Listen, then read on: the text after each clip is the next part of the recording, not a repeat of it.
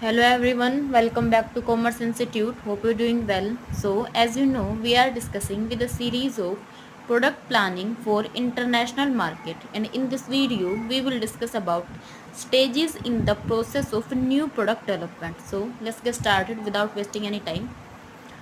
जैसा कि हमने प्रीवियस वीडियो के अंदर स्टडी किया कि प्रोडक्ट डेवलपमेंट क्या होता है, देन आज की वीडियो में हम डिस्कस करेंगे stages of new product development कि किसी कंपनी को फॉरेन मार्केट के अंदर अगर अपना कोई न्यू प्रोडक्ट लाना है, लॉन्च करना है, तो उस कंडीशन में उसको कौन कौन से स्टेप्स फॉलो करने पड़ेंगे। तो फर्स्ट इज आइडिया जनरेशन। सबसे पहले company according to market situation के अलग अलग प्रोडक्ट्स के लिए उसको जो भी आइडिया मिलेंगे उन सभी को क्या करती है, कलेक्ट करती है। एक कंपनी को अलग अलग आइडिया किन किन सोर्सेज से मिल सकते हैं, वो उन्हें कंज्यूमर के फीडबैक से रिलेटेड या फिर एजेंट के थ्रू या फिर मार्केट को एनालाइज करके या फिर कॉम्पिटिटर को देखकर या ट्रेड फेयर्स के अंदर जाकर अलग अलग टाइप्स के बिजनेस आइडिया को गेट कर सकता है। तो इस स्टेप के अंदर सबसे पहले एक कंपनी जो भी उसके लिए पोटेंशियल प्रोडक्ट हो सकता है उन सभी से रिलेटेड आइडियाज़ को गेट करती है। Then second step is idea screening. जब एक कंपनी वेरियस आइडिया को कलेक्ट कर लेती है, देन उनके बाद उन सभी आइडिया को क्या किया जाता है, स्क्रीन किया जाता है, यानी कि देखा जाएगा कि क्या कंपनी उन आइडिया को अडोप्ट कर सकती है या नहीं। सो ऐसा करने के लिए कंपनी के पास बहुत सारे फैक्टर्स हैं जो उस आइडिया को इफेक्ट करते हैं उनकी एक्सेप्टेंस और रिजेक्शन के लिए। सो फर्स्ट सबसे पहले कंपनी देखेगी कि क्या वो आइडिया कंपनी की जो ऑब्जेक्टिव्स हैं उनसे मैच करता है या नहीं, और अगर वो नहीं करता तो उनको वहीं छोड़ दिया जाता है। देन सेकंड कि क्या वो आइडिया बिजनेस एंटिटी की कैपेसिटी के अंदर है या नहीं, क्या वो आइडिया इतने बड़े हैं कि बिजनेस या फिर कंपनी से वो अचीव नहीं हो सकते, तो उन आइडिया को छोड़ दिया जाता है। एक उसके बाद जो आइडिया कंपनी के ऑब्जेक्टिव्स के अकॉर्डिंग होते हैं या फिर उनकी कैपेसिटी के अकॉर्डिंग होते हैं, उन आइडिया को वेरियस फर्दर फैक्टर्स के अकॉर्डिंग एनालाइज किया जाता है। जैसे कि कंपनी की जो टेक्निकल नॉलेज है उसके अकॉर्डिंग क्या उस प्रोडक्ट को बनाने के लिए रॉ मटेरियल अवेलेबल है या नहीं, या फिर मशीनरी अवेलेबल है नहीं, ये कंपनी के पास उन आइडिया को फिजिकल रूप देने के लिए प्रॉपर कैपिटल रिसोर्सेज है या नहीं। तो अलग अलग फैक्टर्स के ऊपर उन सभी आइडिया को स्टडी करके उनसे बेस्ट आइडिया को क्या किया जाता है, सेलेक्ट किया जाता है। देन इस सिलेक्शन के लिए कंपनी दो मेथड्स का यूज़ कर सकती है। फर्स्ट आपका चेकलिस्ट मेथड। इस मेथड के अकॉर्डिंग आपके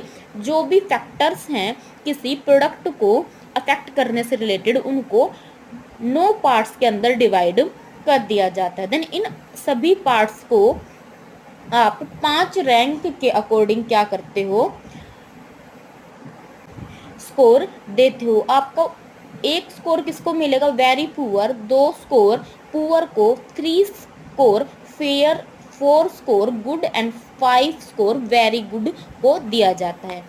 इस आइडिया के अंदर, इस टेक्निक के अंदर जो मैक्सिमम स्कोर है वो 45 हो सकते हैं और जो मिनिमम स्कोर है वो 9 हो सकते हैं। जिस आइडिया को टोटल 27 स्कोर से ज़्यादा स्कोर मिलते हैं उस आइडिया को नेक्स्ट स्टेज के लिए सेलेक्ट कर लिया जाता है। देन दूसरा मेथड क्या है आपका, आइडिया रेटिंग मेथड। इसके अकॉर्डिंग एक आइडिया को according two factor affected of that idea अलग अलग फैक्टर्स के अंदर डिवाइड कर लिया जाता है। देन उन फैक्टर्स को कुछ स्कोर दिए जाते हैं। देन उन स्कोर्स को क्या किया जाता है, बाद में according to weightage of that factor उन स्कोर को वेटेज से मल्टीप्लाई कर लिया जाएगा। देन जिस आइडिया या फिर जिस फैक्टर्स की ज़्यादा अमाउंट के अंदर स्कोर होगा, यानी कि जिस फैक्टर की 70 से ज़्यादा स्कोर होगा उसको सेलेक्ट कर लिया जाता है नेक्स्ट स्टेज के लिए। तो आपके आइडिया सिलेक्शन की 2 टेक्निक हो सकते हैं, first checklist method and second is idea rating method. Then आपका next step is concept development. इसके बाद आपके जो भी आइडिया सेकंड स्टेप के अंदर सिलेक्ट किए गए हैं उन आइडिया को क्या किया जाता है और एनालाइज किया जाएगा। उन आइडियाज़ की जो भी फीचर्स हैं और जो उन आइडिया से रिलेटेड आपके प्रोडक्ट होंगे उनके जो भी कंज्यूमर की एक्सपेक्टेशन है उन सभी को क्या किया जाता है, मैच किया जाता है। देन जो आइडिया इस प्रोसेस के अंदर मैक्सिमम सेटिस्फैक्शन या फिर मैक्सिमम एक्सपेक्टेशंस को कंप्लीट करता है मैनेजमेंट की, उस आइडिया को फर्दर नेक्स्ट स्टेज के लिए चूज कर लिया जाएगा। देन मार्केटिंग स्ट्रेटजी, जब एक आइडिया कॉन्सेप्ट डेवलपमेंट के स्टेज से आगे निकलता है तो उसकी मार्केटिंग स्ट्रेटजी तैयार की जाती है कि इस प्रोडक्ट के लिए जो आपके टारगेटेड कस्टमर हैं वो कौन होंगे।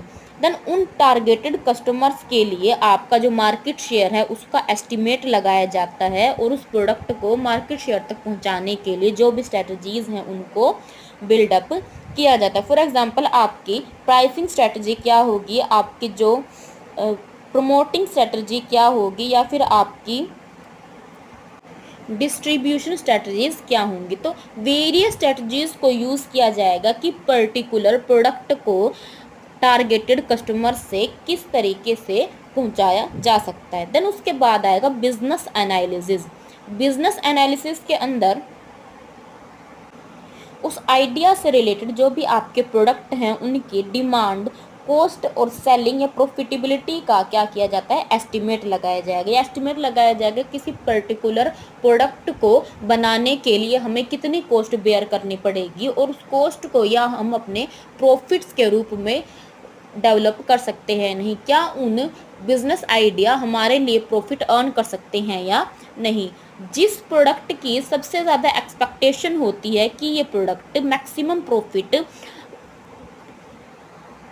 गेन करेगा उस प्रोडक्ट को चूज कर लिया जाता है। देन उसके बाद प्रोडक्ट डेवलपमेंट, जब आपकी ये सभी प्रोसेस कंप्लीट हो जाती है, यानी कि जब आपकी जो पेपर वर्क है किसी प्रोडक्ट या आइडिया से रिलेटेड वो कंप्लीट हो जाता है, देन उसके बाद की जाती है प्रोडक्ट डेवलपमेंट।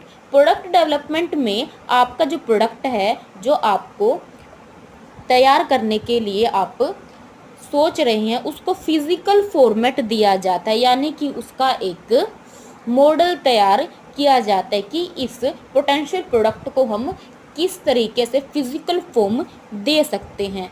इस प्रोडक्ट को फिजिकल फॉर्म देने के बाद जो भी आपकी कमेटी है इस प्रोडक्ट के बारे में अपनी जो राय है वो देती है और उसके अंदर अगर कोई हमें इम्प्रूवमेंट की जा सकती है तो उसके लिए भी सजेशंस दिए जा सकते हैं। देन इस स्टेप के अंदर एक प्रोडक्ट से related brand name, trademark, packaging और लेबलिंग से रिलेटेड जो भी डिसीजंस है वो लिए जाते हैं। ये डिसीजन आपके जिस कंट्री के अंदर, जिस मार्केट के अंदर आप अपना प्रोडक्ट सेल करने की एस्टिमेट कर रहे हो उससे रिलेटेड जो आपके रूल्स एंड रेगुलेशन है उनको ध्यान में रखकर बनाए जाने चाहिए। देन उसके बाद टेस्ट मार्केटिंग, जब आपके प्रोडक्ट को फिजिकल फॉर्म दिया जाता है और कंपनी के सभी कमिटीज़ के अकॉर्डिंग उस प्रोडक्ट को वेरीफाई कर लिया जाता है तो उसके बाद आपके प्रोडक्ट को कुछ स्पेसिफाइड पर्सन को, यानी कि स्पेसिफाइड एरिया ऑफ मार्केट के अंदर थोड़े टाइम के लिए सेल किया जाएगा ताकि हम कंज्यूमर्स और जो मीडिएटर हैं उनके रिएक्शंस को जान सके, हमें ये पता लगा सके कि क्या ये प्रोडक्ट फ्यूचर के अंदर अच्छा परफॉर्म करेगा या नहीं करेगा। उसको शॉर्ट लेवल के ऊपर हम क्या करते हैं, पहले सेल करते हैं। ये आपकी सेलिंग ज़्यादा लॉन्ग टर्म पीरियड के लिए नहीं होनी चाहिए, क्योंकि अगर ज़्यादा टाइम पीरियड के लिए अपनी टेस्ट मार्केटिंग रखोगे तो उस कंडीशन में क्या होगा, आपके कॉम्पिटिटर इस प्रोडक्ट के आइडिया को क्या कर सकते हैं, कॉपी कर सकते हैं। सो टेस्ट मार्केटिंग के अंदर हम क्या करेंगे, एक स्पेसिफाइड एरिया ऑफ मार्केट के अंदर अपने प्रोडक्ट को सेल करते हैं। देन कमर्शियलाइजेशन ऑफ प्रोडक्ट, कि जब आपका प्रोडक्ट टेस्ट मार्केटिंग के अंदर वेरीफाई हो जाता है और पॉजिटिव रिजल्ट देता है, उस कंडीशन के अंदर आपका लार्ज स्केल पर उस प्रोडक्ट को प्रोड्यूस किया जाता है और मार्केट के अंदर सेल किया जाता है। इस स्टेप के अंदर आपके प्रोडक्ट के प्रमोशन से रिलेटेड अलग अलग स्ट्रेटजीज़ को बनाया जाता है और आपकी एडवर्टीजमेंट की जाती है कि सभी मार्केट एरिया के अंदर उस प्रोडक्ट से रिलेटेड इन्फॉर्मेशन को कस्टमर तक पहुंचाया जा सके। सो ये है आपके steps of new product development. So first is idea generation, जिसके अंदर हम ज़्यादा से ज़्यादा प्रोडक्ट आइडिया को कलेक्ट करते हैं। देन आइडिया स्क्रीनिंग, जिसके अंदर कलेक्ट किए गए आइडियाज़ के अंदर से हम सूटेबल प्रोडक्ट्स को सेलेक्ट करते हैं। देन कॉन्सेप्ट डेवलपमेंट, उसके बाद देखें कि क्या आपका आइडिया आपके बिजनेस या फिर आपके कस्टमर की नीड या वांट्स को सेटिस्फाई करता है या नहीं। देन मार्केटिंग स्ट्रेटजी, उस प्रोडक्ट से रिलेटेड जो भी आपकी मार्केटिंग स्ट्रेटजीज हैं उनको फिक्स किया जाता है। देन बिजनेस एनालिसिस, आप अपने बिजनेस के अकॉर्डिंग उस प्रोडक्ट की स्टडी करते हो, क्या ये प्रोडक्ट हमारे बिजनेस के लिए प्रॉफिटेबल होगा या नहीं। देन प्रोडक्ट प्लानिंग डेवलपमेंट के अंदर उस प्रोडक्ट को एक फिजिकल फॉर्म दिया जाता है, उसका एक मॉडल तैयार किया जाता है। देन टेस्ट मार्केटिंग के अंदर उस मॉडल को हम एक स्पेसिफाइड एरिया के अंदर सेल करते हैं ताकि कस्टमर और मीडिएटर के रिएक्शंस को गेट किया जा सके, और अगर प्रोडक्ट में कोई इम्प्रूवमेंट की ज़रूरत है तो एट द टाइम उस इम्प्रूवमेंट को किया जा सके। देन कमर्शलाइजेशन, जिसके अंदर आपके प्रोडक्ट को लार्ज लेवल पर क्या किया जाता है, सेल किया जाता है। तो ये सभी क्या है आपके stages of new product development. So this is all about today's topic and I hope this clear. So if you have any query about this topic, you can ask down below in the comment section, and don't forget to hit the bell icon so all the notification from Commerce Institute. Thank you for watching the video.